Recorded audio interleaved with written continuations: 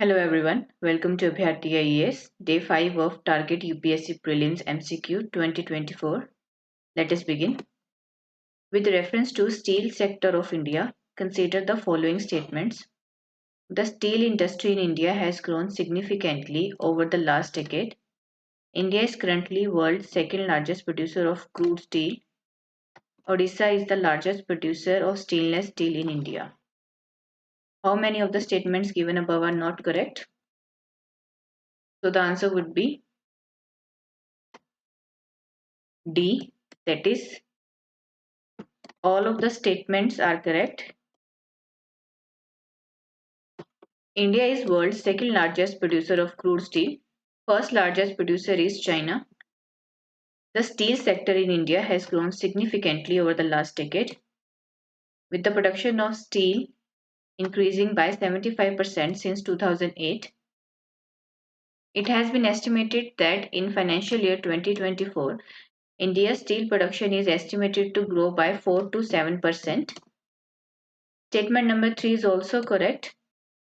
The state of Odisha is the largest producer of stainless steel and it has more than 20% of the steel making capacity of India.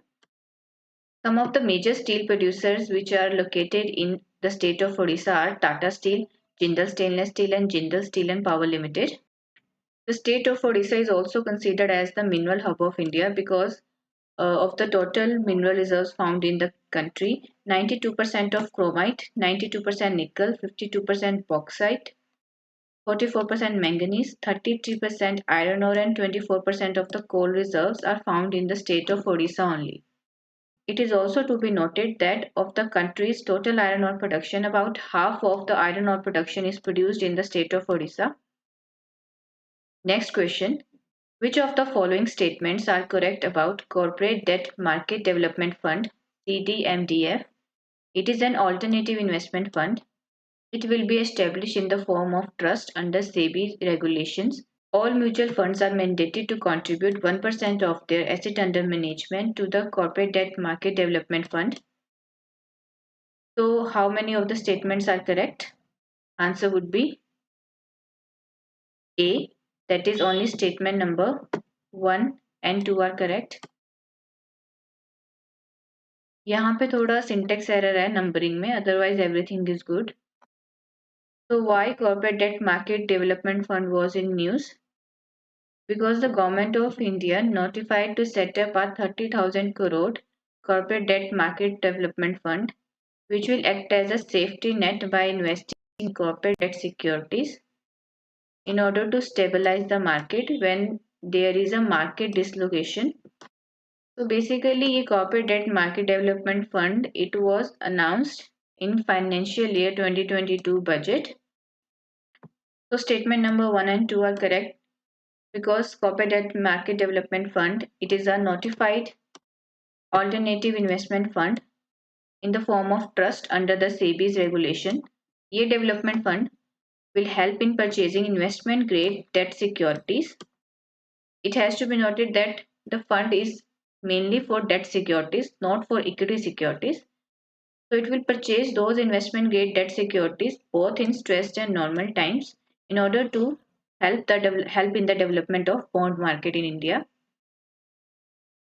So statement 3 is incorrect because all mutual funds are required to contribute about 0.25% of their specified funds asset under management to the corporate debt market development fund.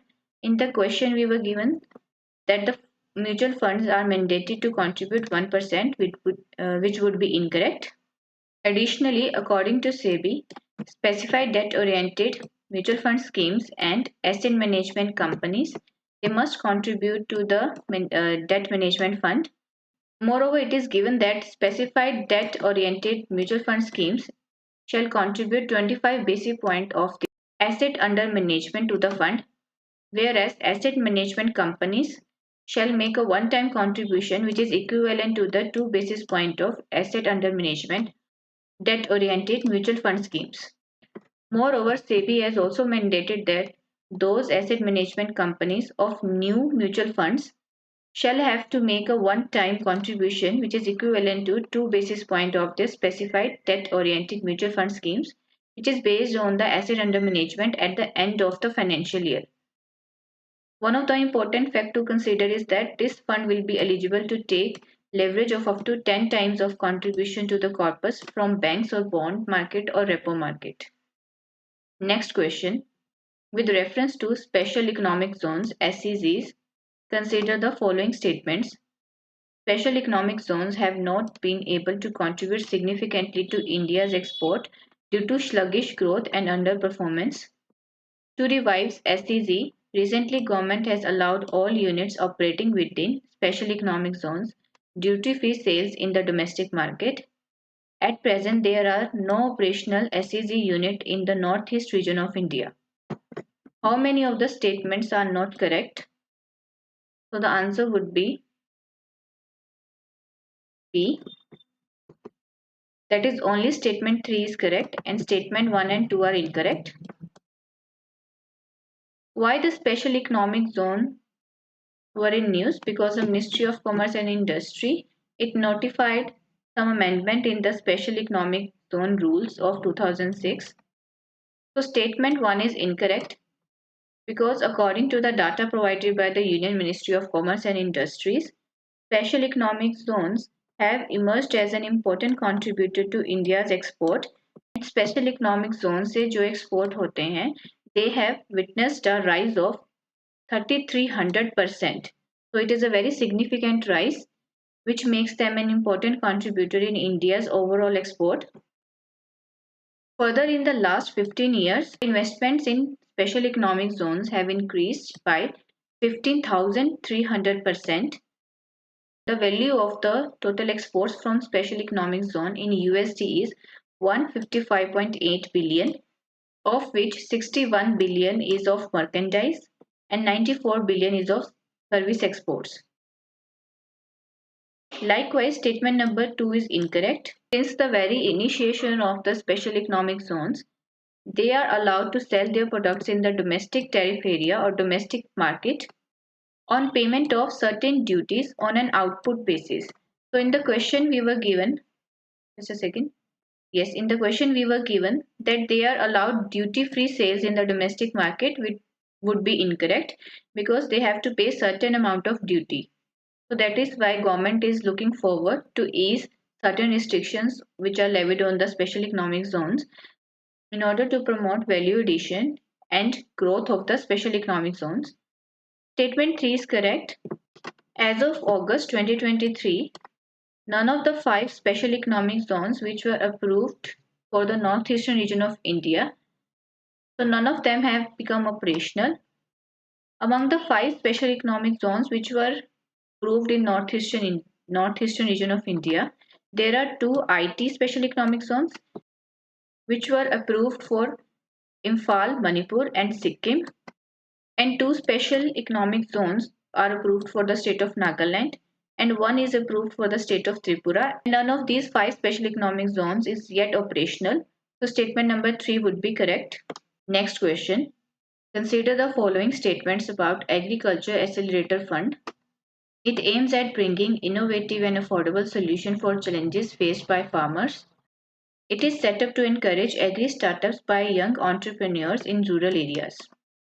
So which of the statements given above are correct? And answer would be C. That is, both of the statements are correct. Why Agriculture Accelerator Fund was in news? Because the agriculture credit target has been raised to 20 lakh crore in the interim budget of 2024-2025, which emphasized on the welfare of the farmers. And the Agriculture Accelerator Fund, which was announced in the budget 2023, the allocation to this fund has been continued. So statement number 1 and 2 are correct that the finance minister in the budget 2023 announced the setting up of Agriculture Accelerator Fund.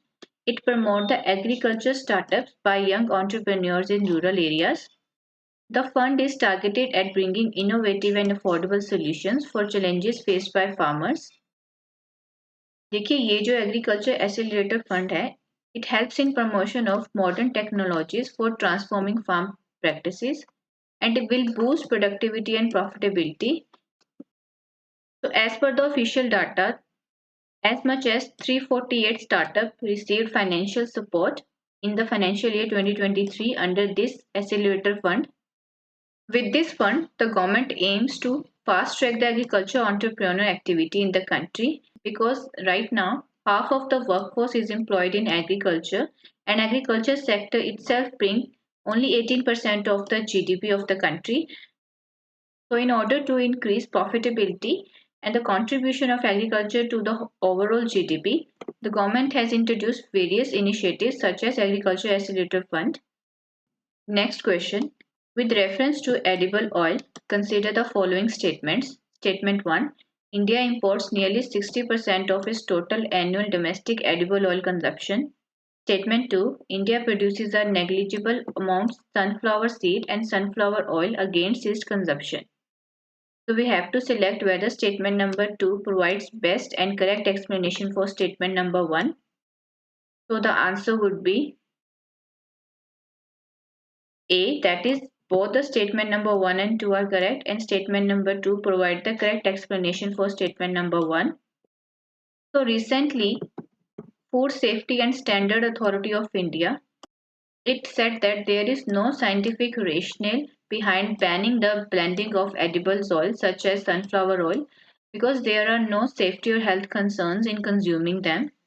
It is correct that India imports around 25 metric ton of edible oil, which is nearly 60% of its total annual domestic consumption.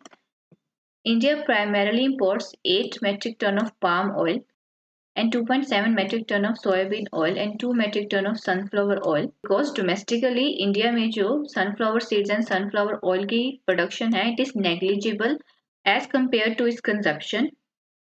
But if we consider Agriculture Ministry's data, so India's production of sunflower seed has increased. It was nearly 110,000 tons in year 2021, but it has increased to 2 lakh ton in financial year 2022. But the domestic consumption of sunflower oil is 2.5 metric ton, so it creates a huge supply gap, which is met through import from countries like Ukraine, Russia, and Argentina. So, as per the current Food Safety and Standard Regulations, blending of two edible oil is permitted.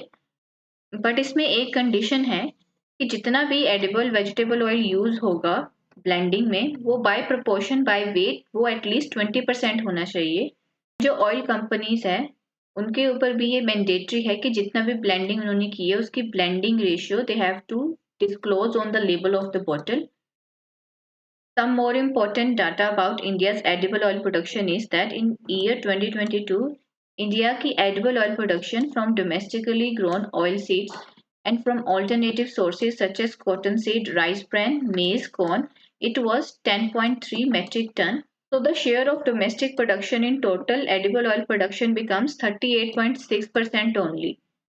जितने भी edible oils import किए जाते हैं उसमें palm oil is about 57%. And second number पे import हम करते हैं soybean oil with which is 29% and sunflower oil third number पे विच इज 14%. इंडिया मेजरली किन कंट्रीज से इंपोर्ट करता है palm oil? Indonesia and Malaysia से. Whereas soybean oil bulk में हम इंपोर्ट करते हैं फ्रॉम अर्जेंटीना एंड ब्राजील से. India crude sunflower oil mainly Russia and Ukraine से परचेज करता है एंड रोमानिया एंड नीदरलैंड इसके दूसरे इमर्जिंग करंट पार्टनर्स हैं. So this is all for today. Thank you for discussion. Please like our video and subscribe to Abhyarthi IES.